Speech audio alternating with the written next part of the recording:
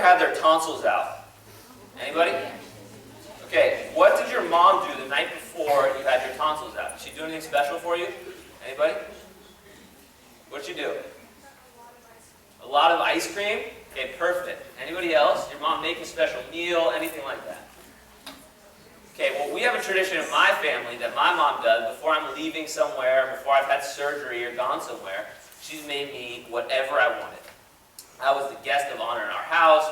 I got to choose the meal. We had a sweet dessert. The whole deal. She served me that night before I was going.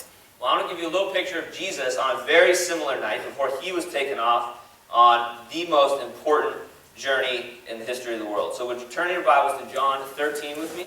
Now before the feast of the Passover, when Jesus knew that his hour had come to depart out of this world to the Father, having loved his own who were in the world, he loved them to the end. During supper, when the devil had already put it into the heart of Judas Iscariot, Simon's son, to betray him, Jesus, knowing that the Father had given all things into his hands, and that he had come from God and was going back to God, rose from supper. He laid aside his outer garments, and taking a towel, tied it around his waist. Then he poured water into a basin and began to wash the disciples' feet. This is a very different picture than before I'm leaving and my mom cooks me a sweet meal.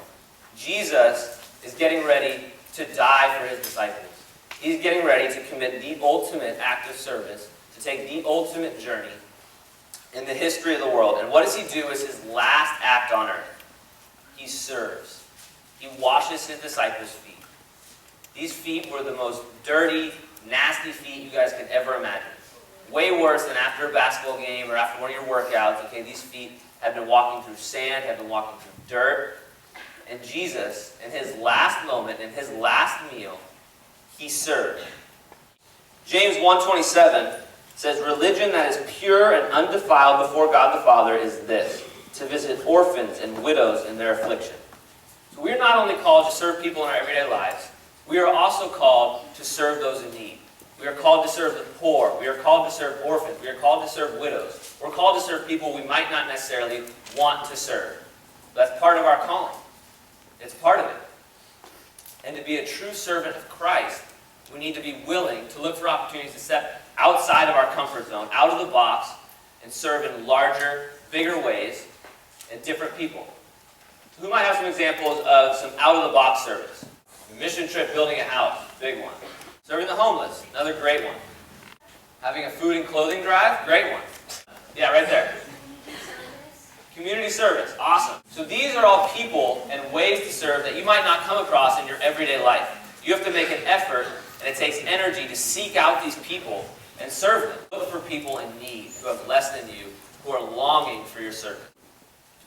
Matthew 25:40 talks about how when we serve the poor, when we do unto the least of these, we do to Christ.